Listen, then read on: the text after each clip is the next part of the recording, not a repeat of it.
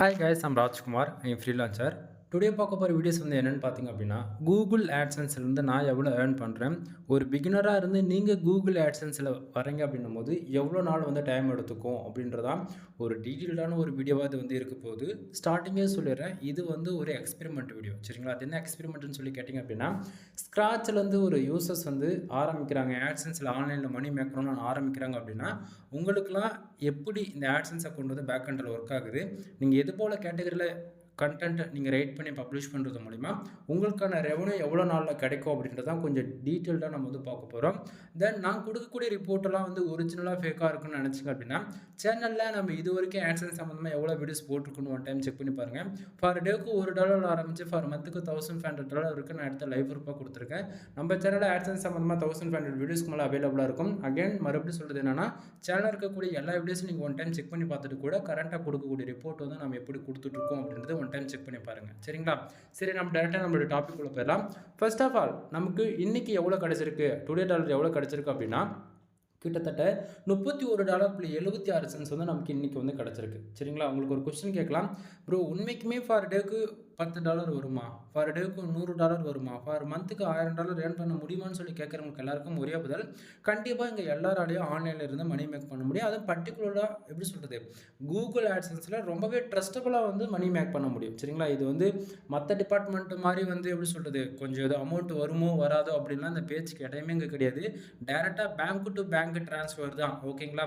இந்த PayPal international ட்ரான்ஸ்ஃபர்லாம் எதுவுமே கிடையாது. நீங்கள் எந்த கண்ட்ரியில் இருக்கீங்களோ உங்கள் கண்ட்ரியை பொறுத்து உங்களுடைய டேரெக்டாக பேங்க் அக்கௌண்ட்டுக்கு லிங்க் பண்ணக்கூடியது அந்த கூகுள் ஆட்சன்ஸ், சரிங்களா?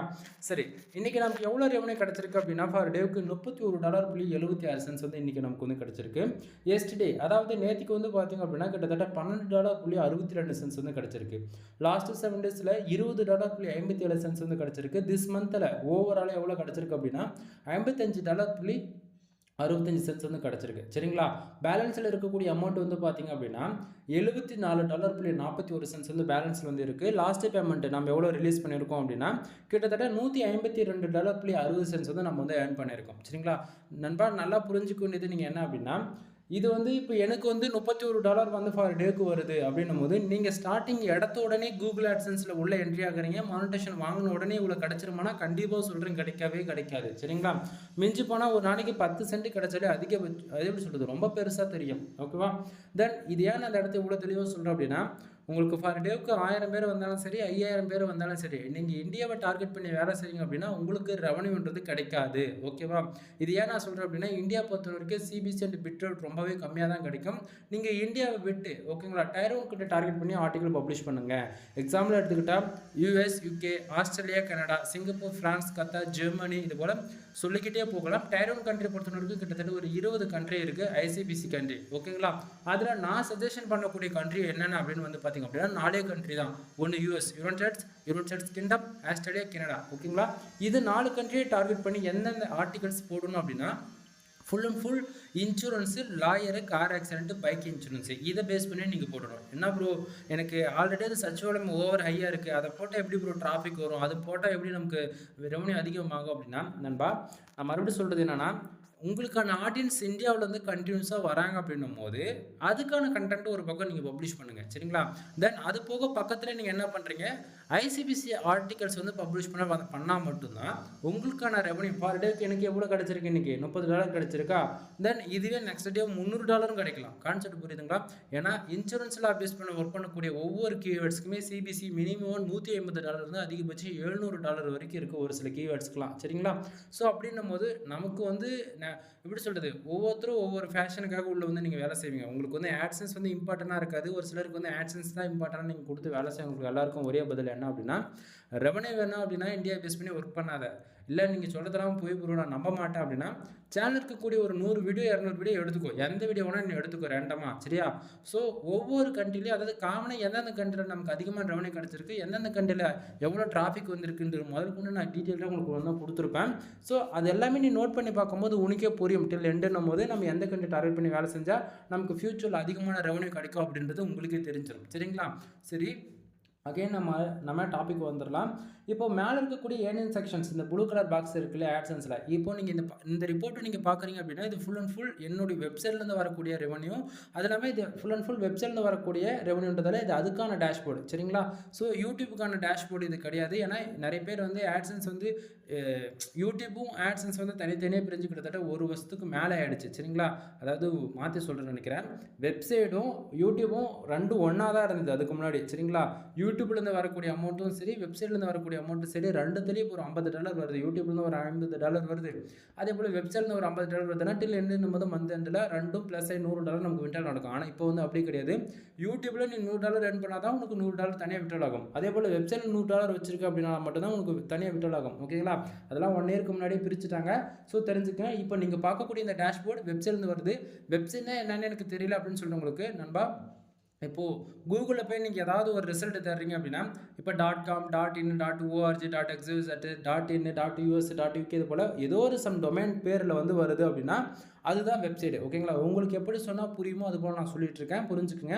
ஸோ இது போல் உங்களுக்கு ஒரு வெப்சைட்டை பில்டு பண்ணி உங்களுக்கு வந்து நீங்கள் ஏதோ ஒரு எந்த கேட்டகரியில் ஒர்க் பண்ணாலுமே ஹை குவாலிட்டி டிராஃபிக் உங்கள் வெப்சைட்டுக்கு வருதுன்னு போது மானிட்டேஷன்ன்றது ஒன்று எலிஜிபிள் ஆவீங்க, சரிங்களா? ஸோ அப்போது இது போல் தான் உங்களுக்கு வந்து டேஷ்போர்டு வந்து கூகுள் AdSenseல வந்து உங்களுக்கு வந்து எனபிள் ஆகும். ஸோ உங்களுக்கு வரக்கூடிய ரெவன்யூ வந்து இப்படி தான் வரும், சரிங்களா? தென் இப்போ நம்ம கொஞ்சம் இன்னும் டெப்த்தாக பார்ப்போம். இன்றைக்கி ஒரே நாளில் $31.76 இது வருமா அப்படின்னு சொல்லி கேட்டிங்க அப்படின்னா கண்டிப்பாக இது வரும். ஃபார் டேவுக்கு எனக்கு ஒரே நாளில் $500 கிடச்சிருக்கு, ஒரே நாளில் $700 கிடச்சிருக்கு, சரிங்களா? சரி, இப்போ இந்த $31.76 வந்திருக்கு இல்லையா, அது வந்ததுக்கான ரீசன் என்ன அப்படின்றது கொஞ்சம் டீட்டெயிலாக பார்த்துருவோமா? அதாவது first of all Google AdSense பொறுத்தவரைக்கும் நமக்கு எதுக்கு தெரியுமா ரெவன்யூ கொடுக்குறாங்க?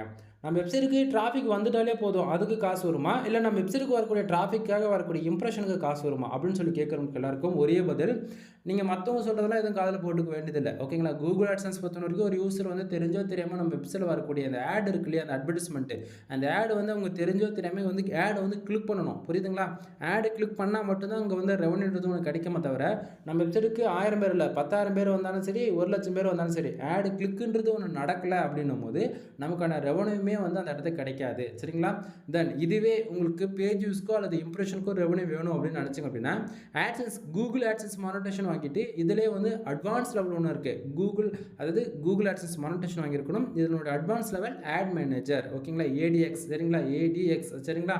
ஆட் மேனேஜர் அப்லோட் வாங்குறீங்க அப்படின்னா அதில் வந்து உங்களுக்கு ECBM கால்குலேட் பண்ணி கொடுப்பாங்க. அது என்ன ஒரு ECBM அப்படின்னா, இப்போ இங்கே பாருங்கள் AdSenseல வந்து CBCன்னு இருக்கு இல்லையா, ஸோ அந்த இடத்துல வந்து ECBMனு சொல்லி மென்ஷன் பண்ணுவாங்க. அதுக்கு வந்து ECBMனா 1000 இம்ப்ரெஷனுக்கு இந்தியாவிலேருந்து வர யூசர்ஸ்க்கு வந்து உனக்கு வந்து நான் $1 கொடுக்குறோம்பா. அதுவே 1000 இம்ப்ரெஷன் வந்து உனக்கு அமெரிக்காவிலேருந்து வருது அல்லது ஆஸ்திரேலியாவிலேருந்து வருது அல்லது கனடாவிலேருந்து வருது அப்படின்னும் போது தென் உங்களுக்கு வரக்கூடிய கண்ட்ரி, ஓகேங்களா? அது எந்த கண்ட்ரியாக இருந்தாலும் சரி 1000 இம்ப்ரெஷன் ஏதோ ஒரு கண்ட்ரியில் உங்களுக்கு வருது அப்படின்னும் போது இந்தியாவிலேருந்து உங்களுக்கு $1 கிடைக்குதுன்னா அதுவே அமெரிக்காவிலேருந்து வராங்க அப்படின்னா உங்களுக்கு $80 $70 வந்து அசால்ட்டாக கிடச்சிரும், புரியுதுங்களா? ஸோ அதுக்கு வந்து ஆடு கிளிக் நடந்தாலும் ஆட் மேனேஜர் வந்து ரெவன்யூ கிடைக்காது. எவ்வளோ பேர் வராங்க தென் அதில் எவ்வளோ இம்ப்ரெஷன் வருதுன்ற பொறுத்து தான் ஆட் மேனேஜர் வந்து ரெவன்யூ ஜென்ரேட் ஆகும், சரிங்களா? அதை பற்றி நம்ம சேனலில் ஆல்ரெடி எவ்வளோ வீடியோ கொடுத்துருக்கேன், செக் பண்ணி பாருங்கள். இப்போ நம்ம மறுபடியும் அகைன் டாபிக்குள்ள வரலாம். First of all Google AdSense back எண்டில் எப்படி தெரியுமா ஒர்க் ஆகும் அதை வந்து பார்ப்போம்.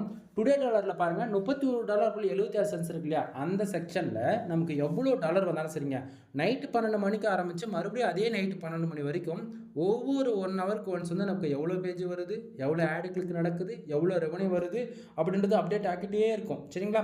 ஸோ அந்த விதத்தில் இன்றைக்கி நமக்கு டுடே டாலர் $31.76 வந்துருக்கு இல்லையா, அது அப்படியே வந்து பார்த்தீங்கன்னா திஸ் மந்தில் பாருங்கள் $55.65 வந்துருக்கு இல்லையா, அது கூட ஆட் ஆகி அதாவது ப்ளஸ் பண்ணி தான் காமிச்சிட்டு இருக்குது, புரியுதுங்களா?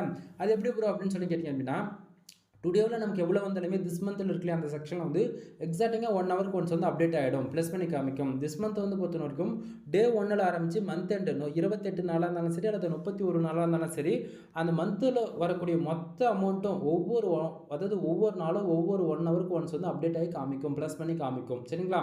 சரி ப்ரோ, அப்போ டுடேவில் வரக்கூடிய அமௌண்ட்டு தான் திஸ் மந்தில் வந்து ப்ளஸ் பண்ணி காட்டுறேன்றீங்க டே 1லேருந்து மந்த் எண்டு வரைக்கும். அப்போ yesterday amount last 7 days amount எங்கேருந்து வந்தது அப்படின்னு சொல்லி கேட்டிங்க அப்படின்னா டுடே அமௌண்ட் தான் எஸ்டே காட்டுது, எஸ்டே அமௌண்ட் தான் லாஸ்ட் 7 டேஸில் வந்து காமிச்சிட்டு இருக்குது. அது எப்படின்னா இந்த பர்டிகுலர் ஆட்சன்ஸ் பேஜ் இருக்கு இல்லையா, இந்த பேஜ் வந்து கரெக்டாக நைட்டு 12 மணி அப்படின்னா 12:05 அப்படின்னா 12:10 இந்த 3 டைமில் 5 டிஃப்ரென்ஸ், இந்த 5 மினிட்ஸ் டிஃப்ரெண்ட்டில் உங்களுடைய ஆட்சன்ஸ் அக்கௌண்ட்டே கூட உங்கள்கிட்ட இருக்குது அப்படின்னா நீங்கள் இந்த டைம் நைட்டு 12 அல்லது 12:05 அப்படின்னா 12:10 இந்த டைம் நீங்கள் பேஜ் ரெஃப்ரெஷ் பண்ணுறீங்க அப்படின்னா உங்களுக்கு டுடேவோட இருக்கக்கூடிய அமௌண்ட் வந்து அந்த செக்ஷன் வந்து 00 ஆகிட்டு எஸ்டேக்கு வந்து அமௌண்ட் எல்லாம் மூவ் ஆகிடும். அப்போது எஸ்டேவில் இருக்கக்கூடிய அமௌண்ட் எல்லாம் வந்து என்ன ஆகுனா லாஸ்ட் 7 டேஸ் கூட வந்து ப்ளஸ் பண்ணி காட்டும். திஸ் மந்தில் எந்த சேஞ்சஸுமே இருக்காது, ஏன்னா அது ஆல்ரெடி அப்டேட் ஆகி தான் காமிச்சிட்டு இருக்கு. சரிங்களா? அப்போ பேலன்ஸில் இருக்கக்கூடிய அமௌண்ட் எங்கேருந்து வந்தது, அதே போல் லாஸ்ட் பேமெண்ட் எங்கேருந்து வந்ததுன்னு சொல்லி கேட்டிங்க அப்படின்னா பேலன்ஸில் இருக்கக்கூடிய அமௌண்ட் வந்து பார்த்தீங்க அப்படின்னா போன மந்தோடைய அமௌண்ட்டு கூகுள் ஆட்சன்ஸ் பொறுத்த வரைக்கும் நம்மளால் $100 வந்தால் தான் விட்ரல் வச்சுக்க முடியும். சரிங்களா? ஸோ அந்த விதத்தில் இப்போதைக்கு இருக்கக்கூடிய அமௌண்ட் வந்து $74.41 வந்திருக்கு. இது வந்து ஹோல்டு செஞ்சுருக்காங்க, ப்ரைஸ் பண்ணி வச்சுருக்காங்க. சரிங்களா? ஸோ இப்போது அந்த பேலன்ஸ் வந்து $100 எப்போ வருதோ உங்களுக்கு அடுத்த மாதம் உங்களுக்கு வந்து அந்த மொத்தமாக $100 மேலே நீங்கள் எவ்வளோ வச்சுருந்தாலும் சரி நண்பா உங்களுக்கு மொத்தமாக பேங்க் அக்கௌண்ட்டுக்கு வந்து அனுப்பிச்சிடுவாங்க. புரியுதுங்களா? தென் இப்போது இந்த மாதம் வந்து ஒரு $55 இருக்கா, அப்போது என்ன ஆகுனா நாளைக்கு டேட்டு 1 அப்படின்னும் போது இன்றைக்கி நைட்டு 12 மணிக்கு என்ன பண்ணுவாங்க, திஸ் மந்தில் இருக்கக்கூடிய அமௌண்ட் இந்த $55.65 இருக்குல்ல அது எல்லாமே 00 மாற்றி கரெக்டாக நைட்டு 1ஆம் தேதி நைட்டு அந்த 12 மணிக்குள்ளே பேலன்ஸில் இருக்கக்கூடிய அந்த செக்ஷன் வந்து ஆட் ஆகிடும். புரியுதுங்களா? சரி, பேலன்ஸுக்கு வந்த உடனே $100 வந்த உடனே நம்ம பேங்க் அக்கௌண்ட்டுக்கு காசு போட்டுருவாங்கன்னு நினச்சிங்க அப்படின்னா அதுவுமே கிடையாது. பேலன்ஸுக்கு வந்த உடனே கரெக்டாக டே 1லேருந்து 21 நாளைக்கு உங்களுடைய அமௌண்ட் வந்து ஹோல்டு பண்ணுவாங்க. கூகுள் டீமால், கூகுள் ஆட்சன்ஸ் டீமால் உங்களுக்கு வந்திருக்கக்கூடிய அமௌண்ட் வந்து ஆர்கானிக்காக வந்திருக்கா, இல்லை full and full social media டிராஃபிக்லால் வந்திருக்கா, இல்லை நீங்கள் ஏதாவது VPN அண்ட் ஃப்ராக்ஸ் யூஸ் பண்ணி பண்ணியிருக்கீங்களா, இல்லை கூகுள் ஆட்ஸ் ரன் பண்ணியிருக்கான்னு சொல்லிட்டு பல விதமான விதத்தில் செக் பண்ணுவாங்க. தென் உங்களுக்கு 100% வந்து ஜென்யூனான யூசஸால் ஆடுகளுக்கு நடந்து உங்களுக்கு ரெவன்யூ வந்திருக்கு அப்படின்னா உங்களுக்கு வந்து எந்த பிரச்சனையும் இல்லாமல் 21 நாளுக்கு அப்புறம் ஓகேங்களா உங்களுடைய பேங்க் அக்கௌண்ட்டுக்கு அமௌண்ட் வந்து ரிசீவ் ஆகிடும். ஓகேங்களா? இந்தியன் கரன்சியாக வந்து ரிசீவ் ஆகும். 21ஆம் தேதி நைட்டு டெபிட் ஆகுது அப்படின்னா உங்களுக்கு 22, 23 இந்த டேட்டில் வந்து சாட்டர்டே சண்டே இருக்கக்கூடாது. மறுபடியும் சொல்கிறேன், பேங்க் ஹாலிடேவாக இருக்கக்கூடாது, சாட்டர்டே சண்டே வரக்கூடாது. ஏன்னா லீவ் நாளில் இந்த அமௌண்ட் வந்து ப்ரோசஸிங் ஆகாது. ஓகேங்களா? நார்மல் ஒர்க்கிங் டே வந்தால் தான் ஆகும். எனக்குலாம் ஒரு சில டைமில் 2 வீக்ஸ் கூட டைம் எடுத்திருக்கு. சரிங்களா? தென் அதனால பேலன்ஸ் வந்து $100 வந்தால் தான் விட்ரல்ன்றது நடக்குன்னு தெரிஞ்சுக்கோங்க. லாஸ்ட் பேமெண்ட்டில் இருக்கக்கூடிய அமௌண்ட்டு ஒவ்வொரு மந்த்தும் நம்ம 21 நாளைக்கு அப்புறம் வரக்கூடிய அமௌண்ட்டை நம்ம பேங்க் அக்கௌண்ட்டுக்கு அனுப்புகிறாங்க அப்படின்னா அந்த அமௌண்ட்டு தான் லாஸ்ட் பேமெண்ட்டில் காட்டும். லாஸ்ட் பேமெண்ட்டில் இப்போ $152 இருக்கக்கூடிய இடத்துல $1000 இருக்குது அப்படின்னா $1000 நம்ம பேங்க் அக்கௌண்ட்டுக்கு அனுப்பிச்சிருக்காங்கன்றது அர்த்தம். கான்செப்ட் புரியுதுங்களா? இப்போ மேலே இருக்கக்கூடிய இந்த ஏர்னிங் செக்ஷன்ஸ் அண்ட் ப்ளூ கலரில் இருக்கக்கூடிய today, yesterday, last 7 days, this month balance and last payment இது எல்லாமே உங்களுக்கு ஒரு கிளியர் கட்டான ஒரு இன்ஃபர்மேஷன் ஒன்று கொடுத்துருக்கேன் நான் நினைக்கிறேன். தென் அது போக வந்து பார்த்திங்க அப்படின்னா இந்த டுடே டாலர் வந்ததுக்கான மெயின் ரீசன் என்ன அப்படின்றது கீழே பாருங்கள். கிட்டத்தட்ட 1260 பேர் என்னோட வெப்சைட்டுக்கு வந்திருக்காங்களா. இந்த 1260 பேர் நம்ம வெப்சைட்டுக்கு வந்ததால இந்த காசு வந்திருக்கானா கிடையாது. நான் ஸ்டார்டிங்கே சொன்னதான், ஒரு யூசர் வந்து தெரிஞ்சோ தெரியாமல் நம்ம வெப்சைட்டில் வரக்கூடிய ஆட் இருக்குல்லையா, அந்த ஆடு அது வந்து கிளிக் பண்ணாதான் ரெவன்யூ வரும்னு நான் ஸ்டார்டிங்கே சொன்னேன் இல்லையா. அதனால வந்து பார்த்திங்க அப்படின்னா கிட்டத்தட்ட 1260 பேர் வந்திருக்காங்க. அதில் 39 பேர் என்னோட வெப்சைட்டில் வந்திருக்கக்கூடிய ஆட் வந்து கிளிக் பண்ணியிருக்காங்க. சரிங்களா? ஸோ அந்த 39 பேர் ஆடு கிளிக் பண்ணதால் நமக்கு $31.76 வந்து கிடச்சிருக்கு. சரிங்களா? தென் பக்கத்தில் இருக்கக்கூடிய page RPM, CPC and impressions page CTR வந்து எதனால் வருது அப்படின்னு சொல்லி கேட்டிங்க அப்படின்னா பேஜ் ஆர்பிஎம் நாம் ஒர்க் பண்ணக்கூடிய கண்ட்ரி இம்பார்ட்டன்ட், அது இல்லாமல் நம்ம ஒர்க் பண்ணக்கூடிய கீவேர்ட்ஸ், நம்ம எந்த நீச்சஸில் ஒர்க் பண்ணுறோம். ஓகேங்களா?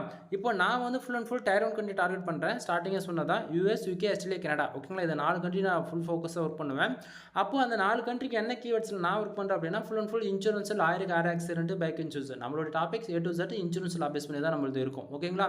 நீங்கள் இதுவே ஹெல்த் அண்ட் ஃபிட்னஸில் ஒர்க் பண்ணுவீங்களா, டெக்கு சம்மந்தமாக, இல்லை கிரிப்டோ கரன்சி, இல்லை ட்ரேடிங் சம்மந்தமாக, எவ்ரிபடி என்ன நீச்சஸில் நீங்கள் ஒர்க் பண்ணாலுமே தென் நீங்கள் ஒர்க் பண்ணக்கூடிய கீவேர்ட்ஸ்க்கு சிபிசி எவ்வளோ இருக்குன்னு தெரிஞ்சுக்கணும். சரிங்களா? ஸோ இப்போ நான் ஒர்க் பண்ணக்கூடிய கீவேர்ட்ஸ்க்கு கார் இன்சூரன்ஸ்ன்ற அந்த பர்டிகுலர் கீவேர்ட்ஸ்க்கு சிபிசி $150 இருக்குன்னா ஒரு யூசர் வந்து கிளிக் பண்ணாங்கன்னா எனக்கு $150 அப்படியே கிடைச்சிருமானா கிடைக்காது. பட் ஒன் திங், அதுலேருந்து 1% ஆச்சு எனக்கு கிடைக்கும். ஒரு கிளிக்கு அட்லீஸ்ட் வந்து எப்படி சொல்கிறது, ஒரு $10லேருந்து $15 ஆச்சு எனக்கு அட்லீஸ்ட் கிடைக்கும். கான்செப்ட் புரியுதுங்களா? அப்படின்னும் போது எனக்கு ரெவன்யூ வரணும் அப்படின்னா நான் ஐசிபிசி ஆர்டிக்கில் ஒர்க் பண்ணுறேன். உங்களுக்கு டிராஃபிக் இம்பார்ட்டன்ட் அப்படின்னா நீங்கள் அதுக்கு ஒரு கேட்டகரியில் ஒர்க் பண்ணலாம். இல்லை எனக்கு ரெவன்யூ தான் வேணும் அப்படின்னா தயவு செஞ்சு மாற்றிக்கிங்க, இன்சூரன்ஸில் பேஸ் பண்ணி ஆர்டிக்கல் போட பழகுங்க. சரிங்களா? தென் எந்த கீவேர்ட்ஸ் நம்ம ஒர்க் பண்ணுறோமோ அதை பேஸ் பண்ணி தான் ஆட்ஸ் வந்து குக்கீஸ் பேஸ் பண்ணி தான் ஆட் வந்து ஷோ பண்ணுவாங்க. ஸோ நீங்கள் எந்த கேட்டகரியில் கரெக்டான கேட்டகரி செலக்ட் பண்ணாமல் இருக்கீங்க அப்படின்னா சேஞ்ச் பண்ணிக்கோங்க. தென் சிபிசி 0.81 வந்து இருக்குது. தென் கடந்த 2 மாதத்துக்கு முன்னாடி என்னோட சேனல் வீடியோஸ் போய் பார்த்தீங்கன்னா சிரிச்சிருவீங்க. கிட்டத்தட்ட 1 சென்ட் 10 சென்ட் இப்படின்னு கொஞ்சம் கொஞ்சமாக இன்க்ரீஸ் பண்ணி கிட்டத்தட்ட $1 மேலே 2.5 மாதத்துக்கு மேலே நான் லைவ் ப்ரூஃபாக ரீசெண்டாக கொடுத்துருப்பேன். தென் அது வந்து நைட்டு 12 மணிக்கு மேலே வீடியோ ஷூட் பண்ணி ரொம்ப பாடி ஹெல்த் இஷ்யூஸ் ஆயிடுச்சுன்னு சொல்லிட்டு என்னுடைய பிரைமரி அக்கௌண்ட்டில் வந்து இப்போ உங்களுக்கு நான் வீடியோ வந்து கொடுத்துட்ருக்கேன். சரிங்களா? தென் இப்போ சிபிசின்றது என்னென்னா, ஒரு யூசர் ஆட் கிளிக் பண்ணாங்கன்னா $25.19 வந்து கிடைக்க வேண்டிய இடத்த, அதாவது இந்த பேஜ் ஆர்பிஎம் இருக்குல்ல, அதை சொல்லிட்டு இருக்கேன். $25.19 வந்து கிடைக்க வேண்டிய இடத்த நமக்கு கரண்ட் எவ்வளோ தெரியுமா கிடைக்குது? ஒரு ஆட் கிளிக் நடந்தா 0.81 வந்து கிடைக்குது. அப்போ ஏன் ப்ரோ மேலே இருக்கக்கூடிய அந்த $25.19 அப்படியே கிடைக்கல அப்படின்னா, நண்பா ஒரு யூசர்ஸ் வந்து நமக்கு ஒரு ஆட் கிளிக் பண்ணுறாங்க அப்படின்னா அவங்க வந்து எப்படி வந்திருக்காங்க அப்படின்றது பார்க்கணும். ஒன்று கூகுளில் ஆர்கானிக்காக சர்ச் பண்ணி வராங்கன்னா அதுக்கு வந்து ஒரு விதமாக சிபிசி கிடைக்கும். அதுவே ஆர்கானிக்காக சர்ச் பண்ணி உள்ளே வந்துட்டார், அவர் அந்த போஸ்ட்டில் ஆட் கிளிக் பண்ணாமல் ரேண்டமாக ஒரு 2-3 பேஜ் வந்து வேறு ஆர்டிக்கிளில் போய் பேஜ் யூஸ் பண்ணிவிட்டு அங்கே ஆட் கிளிக் பண்ணுறாரு அப்படின்னா அதுக்கான ரிசல்ட்டு தான் கிடைக்கும். கான்செப்ட் புரியுதுங்களா? ஸோ இங்கே ஒவ்வொரு ஒர்க்கிங் மெத்தட் வேறு வேறையாக இருக்கும், யாரும் கன்ஃபியூஷன் பண்ணிக்க வேண்டாம். தென் இம்ப்ரெஷன்ன்றது பார்த்தீங்க அப்படின்னா கிட்டத்தட்ட 1470 இம்ப்ரெஷன் வந்துருக்கு. நல்லா புரிஞ்சுக்கணும். 1000 பேஜுக்கு 6000 இம்ப்ரெஷன் வந்து கிராஸ் ஆகணும். புரியுதுங்களா நான் என்ன சொல்ல வரேன்றது? 6000 இம்ப்ரெஷன் கிராஸ் ஆகுது அப்படின்னா உங்களுக்கு வரக்கூடிய ஆடியன்ஸ் வந்து 100% ரொம்பவே குவாலிட்டியாக இருக்காங்கன்றது அர்த்தம். சரிங்களா? இப்போ 1000க்கு வெறும் 1440 தான் இருக்குது இம்ப்ரெஷன் அப்படின்னும் போது உங்களுக்கான ஆடியன்ஸ் வந்து வெப்சைட்டுக்குள்ளே வராங்க, உடனே வந்து வெளியே போகிறாங்கன்றது அர்த்தம். கான்செப்ட் புரியுதுங்களா? ஸோ உங்கள் வெப்சைட்டுக்குள்ளே முடிஞ்சால் எப்படி சொல்கிறது, சேஃப் லிங்க் யூஸ் பண்ணி வெப்சைட்டுக்குள்ளே டியூரேஷன் இன்க்ரீஸ் பண்ணி டிராஃபிக் உள்ளே இருக்கிற மாதிரி நீங்கள் பார்த்துக்குங்க.